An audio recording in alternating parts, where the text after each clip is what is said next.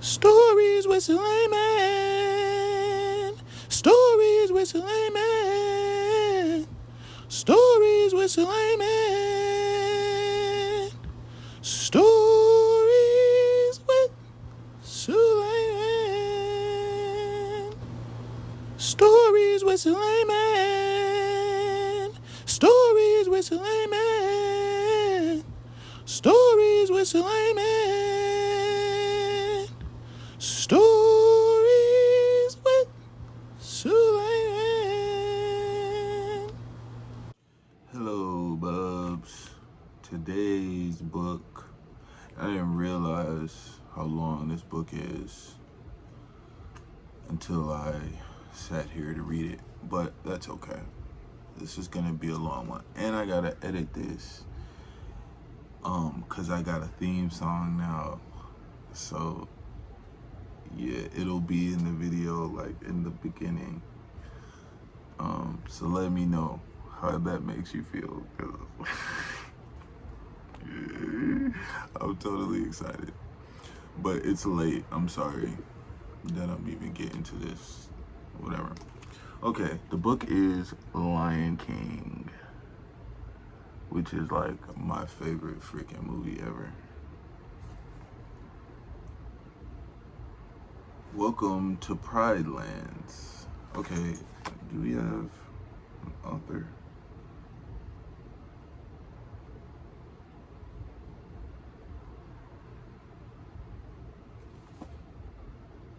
I think it's just Disney. Welcome to the Pride Lands, home to some of the most glorious animals in Africa.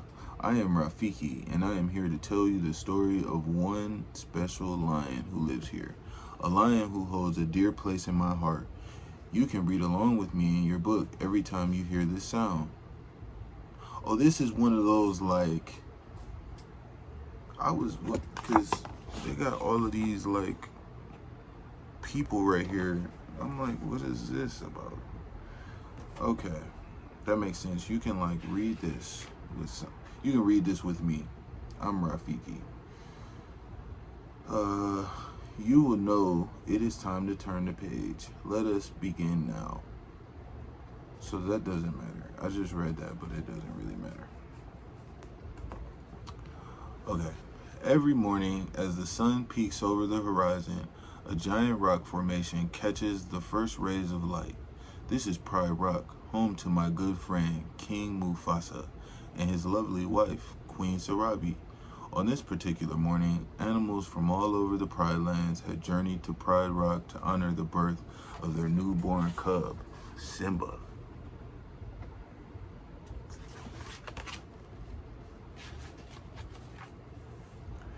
As part of the celebration, I had a special duty. I cracked open a gourd, dipped my finger inside, and made a mark on Simba's forehead. Then I lifted the future king up high for all to see. The elephants trumpeted with their trunks, the monkeys jumped up and down, and the zebras stamped their hooves with happiness. In the circle of life is a wheel of fortune. I'm doing the whole movie today. Okay. Not far from the ceremony, in a cave at the backside of Pride Rock, a scraggly lion with a dark mane grumbled, "Life's not fair. I shall never be king." This was Mufasa's brother, Scar, who was jealous of Simba's position as the next king. Moments later, Mufasa was at the doorway to the cave. Sarabi and I didn't see you at the presentation of Simba. Zazu, Mufasa's trusted advisor, also appeared. You should have been first in line. I was first in line until that little hairball was born, and with that, Scar stalked out of the cave.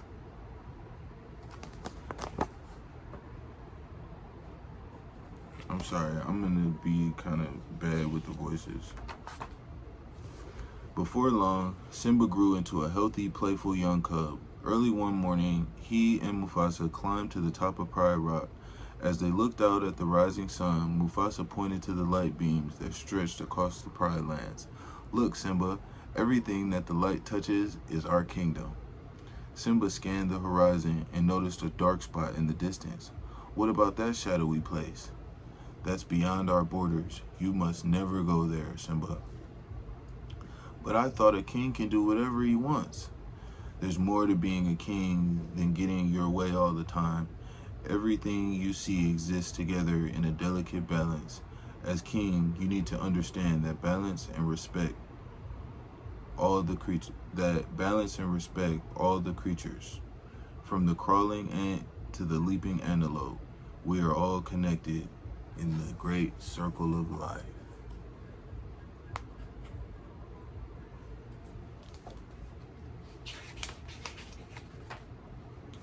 Later, as Simba headed down the path, he ran into Scar. "Hey, Uncle Scar, guess what? I'm gonna be king of Pride Rock. My dad just showed me the whole kingdom, and I'm gonna rule it all." Scar looked slyly at the young cub. "He didn't show you what's beyond that rise on the northern border?" "Well, no, he said I can't go there." "And he's absolutely right. It's far too dangerous. Only the bravest lions go there. Promise me you'll never visit that dreadful place." When Simba returned home, he found his friend Nala and her mother, Serafina, visiting with Sarabi. "Come on, I just heard about this great place."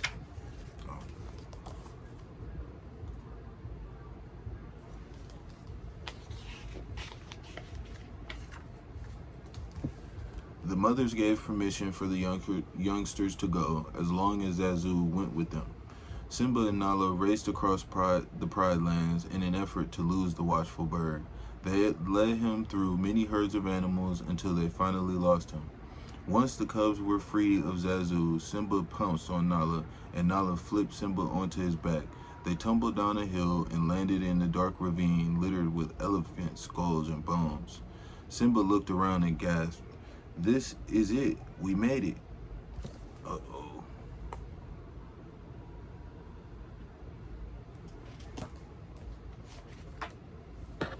Before the cubs could explore any further, Zazu tracked them down.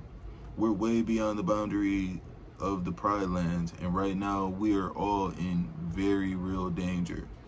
Suddenly, 3 hyenas slithered out of the eye sockets of the elephant skull. Frightened, Simba, Zazu, and Nala jumped back. It was Banzai, his partner Shenzi, and the always laughing Ed. Banzai sneered, "A trio of trespassers." Zazu tried to lead the cubs to safety, but Banzai grabbed him by the neck and plopped him down. The hyenas circled their prey, licking their chops. "What's the hurry? We'd love you to stick around for dinner." I want to watch this movie.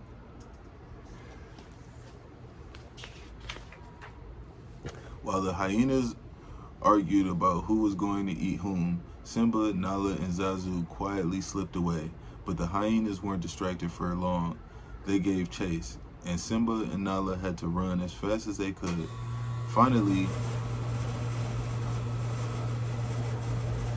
they tried hiding behind some elephant bones.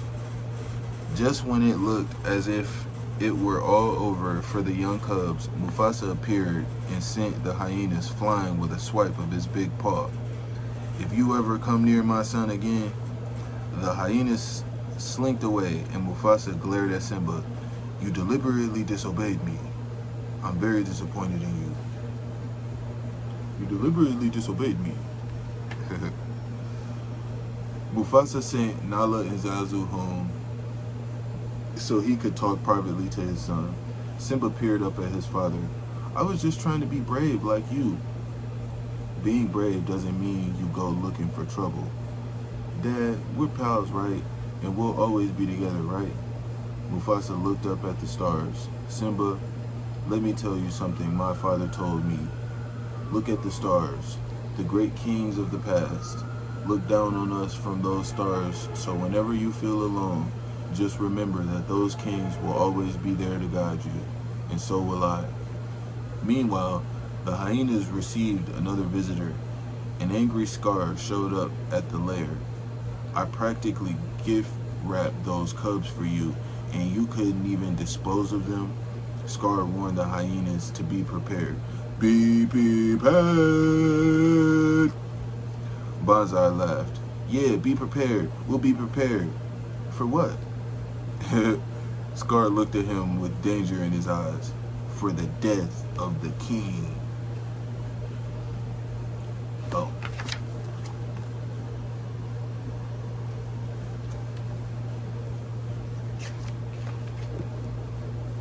The following day, Scar invited Simba to join him in the gorge. When they arrived, Scar turned to his young nephew. Now you wait here. Your father has a marvelous surprise for you. Moments after he left, Scar signaled the hyenas, who chased a herd of wildebeest directly towards Simba. From a distance, Mufasa noticed the rising dust. Scar appeared quickly at his side. Stampede! In the gorge! Simba's down there! Without waiting a second, Mufasa took off to save his young son. Mufasa plunged into the gorge and battled his way through the oncoming wildebeest. He found Simba, grabbed him by the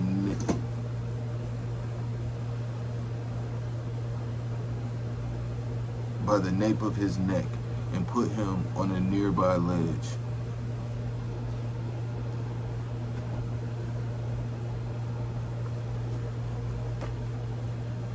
Oh my God, this is so sad.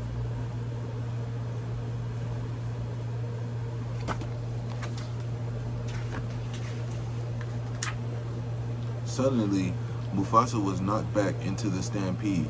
Dad! Desperately, he tried to climb up another ledge from which Scar stood looking down on him. Brother, help me! Scar reached for Mufasa and pulled him close enough to whisper in his ear, Long live the king. Then Scar let go of Mufasa and he fell to his death. Simba peered over the ridge just as his father disappeared beneath the thundering stampede. Later, Scar found Simba hovering over his father's body, sobbing. It was an accident. I didn't mean for it to happen. I didn't mean for it to happen. But the king is dead, and if it weren't for you, he'd still be alive. Oh, what will your mother think? Simba sobbed harder. What am I gonna do? Run away, Simba. Run away, and never return.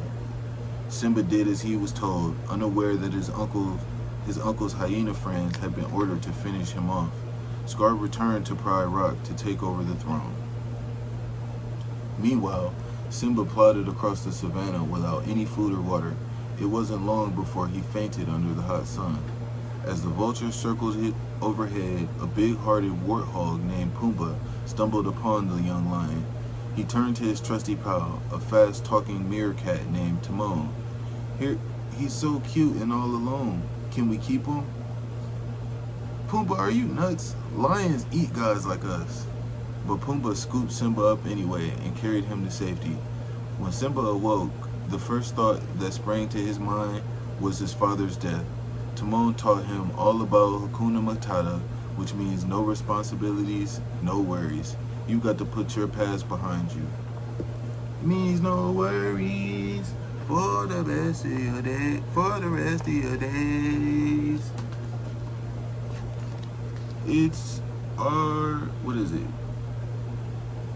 Is it philosophy? Problem-free? Problem-free philosophy? I don't know. I can't remember. And that is exactly what Simba did. He stayed in the jungle with Pumbaa and Timon a long, long time and grew into a very big lion. But eventually he got homesick. One night he looked up at the stars and recalled the words his father had told him long ago.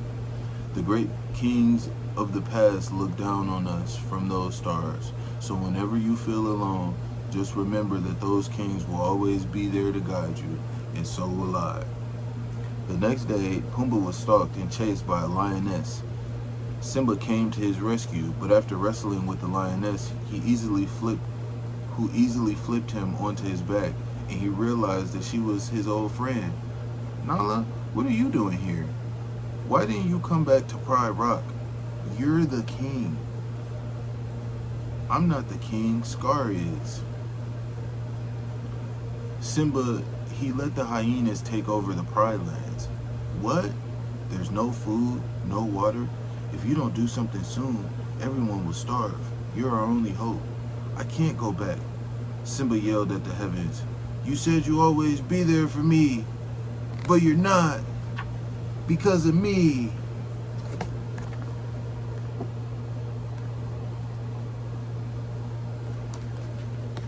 It's a lot going on. Simba didn't believe he could challenge Scar to the throne, so he stayed in the jungle with Nala and his new friends. But I knew the time had come for Simba to take his place in the circle of life, and I headed for the jungle. When Simba saw me, he was surprised. Who are you? The question is, who are you? I thought I knew. No, I'm not so sure. Well, I know who you are. You're Mufasa's boy. He's alive, and I'll show him to you. You follow old Rafiki. He knows the way.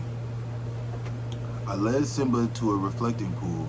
When he looked into the water, he saw a lion. That's not my father. It's just my reflection. No, look harder. You see, he lives in you. The ghost of Mufasa magically appeared. Look inside yourself, Simba. You are more than what you have become. You must take place in the circle of life.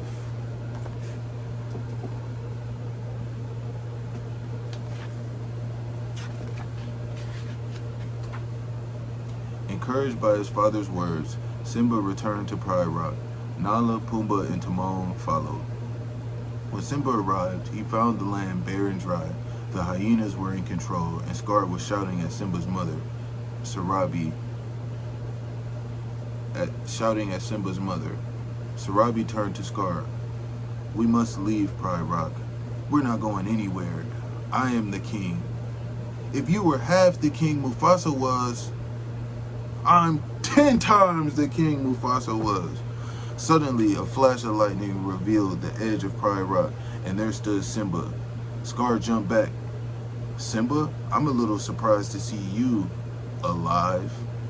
Give me one reason why I shouldn't rip you apart. But Scar forced Simba to say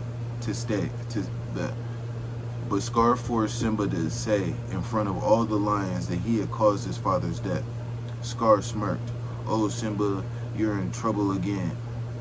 You're in trouble again. But this time, Daddy isn't here to save you, and now everyone knows why. Simba backed up against the ledge. Lightning struck again, setting fire to the dry brush of the Pride Lands. In the movie, this is so intense.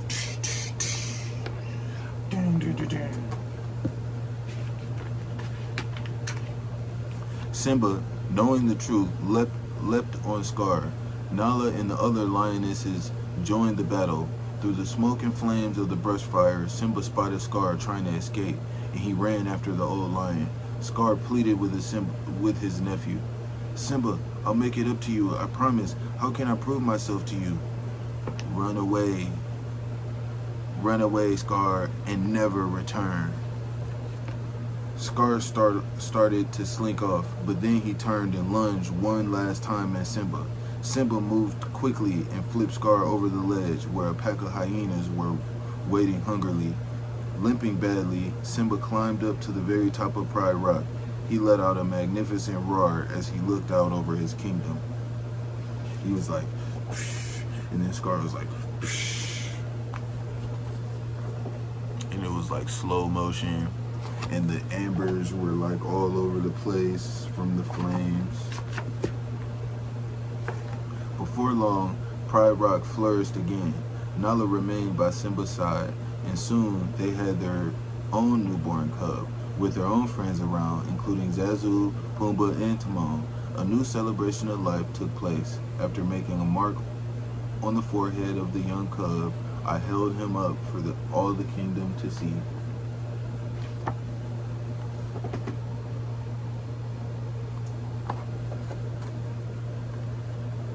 I love this book.